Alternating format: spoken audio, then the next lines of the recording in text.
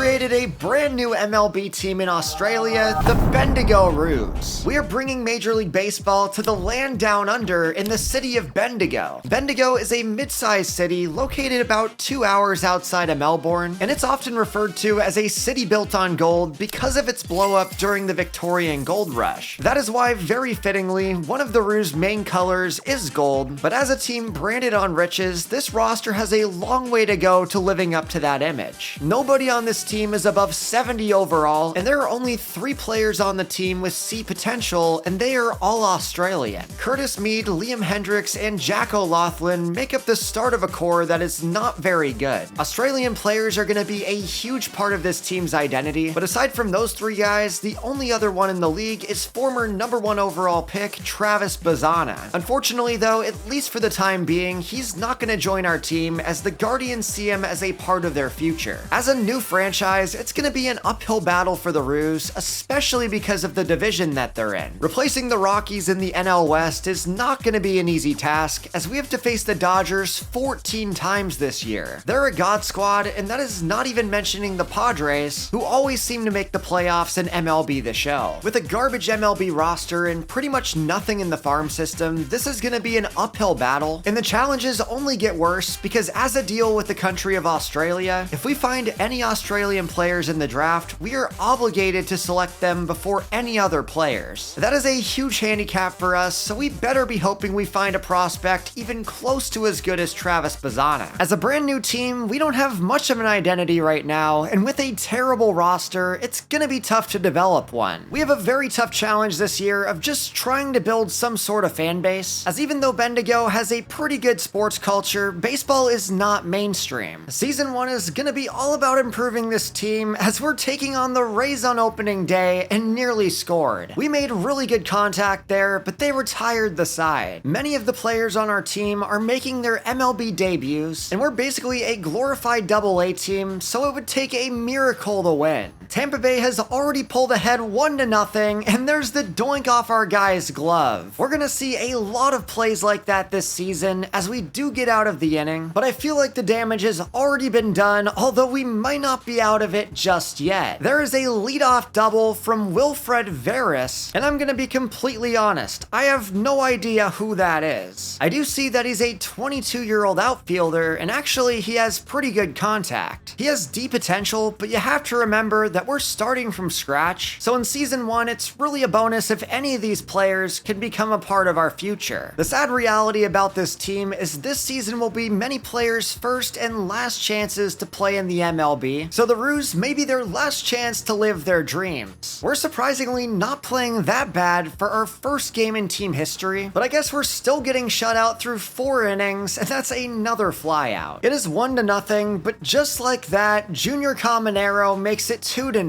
Drew Rom is our best pitcher, but he gives up his second run. But for the first time in several innings, we've got someone on base, and that's a beautiful base hit. This could be exactly what we needed as we're getting gutsy, going for the double steal, which fails. I've got auto base running on, so coach just got really gutsy, and I wish he hadn't called that because the bases are now loaded. This could be our final chance to score a run as we're facing a 2-2 count, and there's a swing and a miss. Our pitching really didn't play half bad, but this offense did not show up today. Although simming the 7th, things just got a bit more interesting. It is only a 1-run game as we're still holding the Rays to 2 runs, and now with a runner on base in the 8th inning, we pop it up to left field. We still might get one more chance to tie it up as they score another run, so now it's definitely out of the question, but Wilfred Veras, my hero. That is a solo shot in the 9th inning, and don't look now, but Wade Stouse ties the game. That goes over the fence. Back-to-back home runs in the Roos' first game ever, and I can't believe they're giving us a chance. We really didn't deserve that. The pitching has kept us in this game all day long, but now we need them more than ever as we get a runner on base. That puts the walk-off run on first base, but there's a quick little pop-up to the shallow outfield. Now all we have to do is strike out Chandler Simpson, we get him with the slider, slugger, making the count 1-2, where we try to jam him with the fastball, and it works out. That brings us to the end of the 9th, where we're going to extra innings. Everyone, including myself, doubted us, but here we are in extra innings. That was not the right move. Coach gets very gutsy, trying to pull off the hit and run, but it does not work, and that one could not drop. That means the Roos are once again in hot water, as there's trouble with the pitch, and we throw out Chandler Simpson. Just like us, they start out by losing their runner. Now all we need is one more strike and bring on the 11th. If the Roos debut doesn't have you entertained, I don't know what will, but we strike out. Unfortunately, that once again means we're in danger of the walk-off, but Jonathan Heasley has been great on the mound. Right as I say that though, he walks a player, and facing a 3-1 count, this will be the winning run. The Bendigo Roos fought so hard throughout the game, but in the end, it was not enough to take down Tampa Bay. Their underdog story comes up short as they lose in heartbreaking fashion, but overall, what a game. At the very least, I'm hoping that got the attention of at least some fans, although that might be the closest we come to winning a game for a while. After only a week, we win our first game against the Athletics, and I was expecting it to take a lot longer. We are riding a huge high after getting our first win of the season, right in time for my favorite aspect of franchise, scouting. As you can see by this graph, we are literally the worst team in the league at every single position, so I don't even know where to start in selecting the 3 positions that we need. I guess just by logic, starting pitching needs to be one of them, as it's the most common position in the game, but after that, I guess we just go for the most important positions, catcher, and how about shortstop? Thankfully, we're taking over the Rockies, which means we have a very good first draft selection at number 4. This should give us a chance to select a solid blue chip caliber player, and someone with a very high ceiling like Steve Beatty would be really fun. He is not only a really good defensive shortstop with a ton of athleticism, but he also hits for sneaky good power, which is gonna be important. He could be a very realistic option at number 4, but it looks like there are several other good players to choose from. In this rebuild, I want to try implementing my brand new scouting strategy, where I start out scouting pitchers by region, as I always do, but then instead of scouting individual position players right away, I want to discover with both of my scouts. With this brand new method, we're going to discover every player that we can before we even look at position guys, as this will hopefully give us a better idea of the draft class before we start scouting individual players. We're going to simulate another week looking for our second win of the season, which we earn against Milwaukee. That is a great win for us, as the Brewers are one of the best teams in the league, and thanks to our pitching, we were able to sweat out a 1-0 victory. That will bring our overall record to 2-12. Definitely not good, but this season's all about building the foundation, and the best way we're gonna do that is through the draft. As you can see, in our second week of scouting, both of our discovery guys scouted 4 new pitchers, including the number 7 guy in the class, Phil Takatsu from Japan. Finding a really good discovery pitcher is huge, as these guys tend to fall later in the draft. Before we get too excited though, I do, according to our rules, need to find out if there are any Aussie players in this class. Just as a reminder, if there is a player from Australia, I'm required to draft them in the first round pretty much no matter what. Scrolling through the first 100 players though, I think we might have gotten lucky. I am not seeing a single Australian player in the class, which does mean we have full freedom to draft whoever we want. Now in the middle of April, we're going to continue simulating as we win another game against the Dodgers. Despite being a AA talent, we had a very good showing against Blake Snell, which I guess goes to show how much he's regressed. The Dodgers are one of our biggest division rivals, but in our first game, we came out on top, putting up a solid showing against Blake Snell. That is really no light feat, considering that he's won 2 Cy Youngs in his career, and going into the 420 holiday, we are 4-16. I know compared to the rest of the league, we are terrible on paper, but considering we just became a team this year, winning 4 games in our first month, including one against the Dodgers, is actually really exciting. It also seems that the idea of never playing baseball again is actually a pretty decent motivator. Even though the stats are definitely ugly, the Roos are already winning the hearts of several baseball fans around the globe. In between all the losses though, there have been a few bright spots, as Tyler Schweitzer is 2-0 as a starter. The 24-year-old is actually putting putting up really good numbers and might be the best player on the team. Unfortunately though, on the flip side of that, while I really wanted to root for Liam Hendriks, he is just not performing very well, and at 36 years old, one of our honorary Aussies might not have a future on the team. In our mission to build an identity for this team, there's gonna be a lot of fresh blood brought in over the next couple years, and this will be especially true in the rotation. We've finished scouting the international region, and the #1 ranked pitcher on the board is still Phil Takatsu. Finding a quality discovery guy this early on is a huge deal, but we also found another one in Canadian Lawrence Best. While Takatsu seems to be the more polished player, I think Best might have a higher ceiling, and because both players are discovery guys, they could both be selections in the end of the draft. We couldn't find an Aussie pitcher, but we could be staying outside of the United States with a guy from Japan and then a guy from Canada. After another week of scouting, we have moved on to discovering infielders, and while we didn't find anyone in the central region, we got 3 guys from the east. Opening this up, we found the number 5 player in the class, and guys, this is why you should be discovering. Ray Chavez from New York has the chance to be a franchise-altering player, and with that type of contact, he might not need a lot of time in the minors. Scouting could not be going much better, but the Roos season on the other hand is pretty much still in limbo. We're 13-45, and unfortunately for this offense, it doesn't look like anyone's making their case to stay. Pretty much everybody on the team is below 600 OPS, but going over to starting pitchers, Tyler Schweitzer is still shoving. He has a 3-0 record, and now his ERA is under 2. Even though he has deep potential, we might have found a gem in season number 1. There are several intriguing options who we could pick up at number 4, but starting out, I think I need to scout Ray Chavez. While he looks amazing and is coming in at number 6 on the board, I have to make sure he's not a bust. Then with our second position scout, I think I'm going to take a look at that shortstop, Steve Beatty. He was the guy I mentioned earlier with freak athleticism and sneaky good power. I'd really like to start out this rebuild taking a blue chip position player, and maybe Alex Robinson is another option. However, we're going to start out looking at the 2 shortstops, which I did put down as a need, so I guess it works out. After scouting though, Ray Chavez goes all the way up to number 2. That is even better than I expected, as right out the gate, it looks like he could come in with low 90s potential and low 70s overall. That is a big move for us, especially because Steve Beatty falls all the way to 61. Guys like Ray Chavez are the reason you should always be discovering in your franchises, as you truly never know what players you're gonna uncover. Unlike pitchers though, I find that discovery position guys tend to go a lot earlier in the draft. He is the player I'm planning to take with the 4th overall pick, unless maybe Casey England's available. We have a lot of pitching options on the board, so he's a solid backup if Chavez does go, and then in the later rounds, I found a couple of absolute gems. First and foremost, I think first baseman Andre Hernandez is gonna be amazing, as MLB has him at 83, but he's 17 on our board. This could be our first baseman of the future, so I will not hesitate to take him in round number 3 if that's what it comes down to. Then another guy who's a little later on, but should not be slept on, is John Judd. Very similarly, we have him at rank number 36. Then of course, there's the discovery pitchers, as we've already covered Lawrence Best, but a guy ranked above both of them is Avi Hairston from the Central region. We will definitely keep an eye on all of these guys, hoping they drop to round number 6. That being said, we are ready to make Bendigo Roos history with our first draft ever. With the number 1 overall pick, my backup option, Casey England, goes off the board. One thing to note about MLB The Show is teams are always going to draft the number 1 player on their boards, so either James Newby is an amazing player or Seattle scouts got that incredibly wrong. Nonetheless, I don't want to risk somebody else liking Ray Chavez, so we're taking him at number 4. He has become the first draft pick in Roos history, and as a shortstop with a high ceiling and a high floor, I'm very excited for his future. That is our first pick out of the way, and simming to the second round, our board looks a lot different. The guy I wanted to take in this spot was Andre Hernandez, who is not projected to go until round number 3, but the Giants swoop him up at number 13. Unfortunately, finding good players is always a risk because you never really know what other teams' boards look like, and just because of that, at pick number 41, we're going to be taking bring John Judd. He is the best non-discovery position guy on the board, and players like him with good contact always perform well in MLB The Show. I will say that another option in that spot was starting pitcher Jason Griffith, but with so many discovery pitchers on the board, I was perfectly fine missing out on him. My draft is set up to take two of these guys at the very end, but simming to our next selection, several of them are gone. That is a huge upset, as Phil Takatsu goes at 51, while Lawrence Best goes at 59. That definitely throws a wrench in our plans, although Jason Griffith is still available, and he's gonna be my pick at number 69. I still feel like we got punished, but Griffith makes it a bit easier. I feel like I didn't use the right equation, but still got the answer that I wanted, as now in round 3, we are going back to position guys with Hiroshi Nomo. He has one of the highest ceilings out of any position guy left on our board, so we're gonna go ahead and pull the trigger right here. We don't get the pitcher from Japan, but we do get an outfielder from there. Now simming to the 4th round, all of my discovery pitchers are still available, so we're gonna take the final position player left on the board. Scott Rangel is another right fielder, and while he's definitely a project, I don't really have another option. Even though we lost out on the 2 starting pitchers that I wanted, it's nice to see that Avi Hairston is still on the board, and while his walks per 9 is not very good, he's still the best selection we can make in round 5. That is a really good value pick, and now in round 6, we could take our 3rd starting pitcher, but I also see a closer left on our board, so we're gonna address the bullpen. No idea how to pronounce that last name, but we wrap up what should be a solid first draft. There were definitely a few upsets, as I would have loved to have Andre Hernandez, but a lot of the fun of the draft comes in just taking the best players available. Simming our last game before the break, we are 18-78, which is 39 games out of first place. We were keeping our win percentage above 20% for a while, which was very impressive, but now halfway through the season, I'm seeing nothing but snowflakes. There's pretty much no reason for optimism on offense outside of maybe backup catcher Alex Jackson. For whatever reason, he's actually playing pretty well. Then in the rotation, Tyler Schweitzer is still putting up solid numbers, but nothing like he was before. And with numbers like these, I think it might just be best to move on to the offseason. The journey of Bendigo is certainly going to be an uphill battle, but before we get to the end of the season, we have to view our draft class. This reveal is incredibly important, as it's going to tell us a lot about our team and its future, so I'm jumping right into it. That looks pretty good. First and foremost, I'm seeing a lot of 90 potentials down the board, although I'm kinda disappointed in Ray Chavez. I was hoping that his potential would at least be 93 or 94, but instead he comes in under 90 at 89. Don't get me wrong, 70 overall is still really good, especially at the part of a franchise, but honestly, for the number 2 player in the class, I was expecting that potential to be a little bit better. In every other way though, he's pretty much the player we thought we were getting, with good contact and athleticism. Looking through the ratings though, it does look like he was the best player we could have selected in that spot, with Alex Robinson being a close second. Going to the Mariners though, they did select right in front of us and took James Newby, who is absolutely awesome. He is coming in with 93 potential at 64 overall, and that elite power speed combination that you always look for. On the surface, that selection felt like a massive reach, but it seems they just knew what they were doing. Despite the initial disappointment, I think we made the right decision with Chavez, as we really couldn't have taken anybody better, and then in round 2, we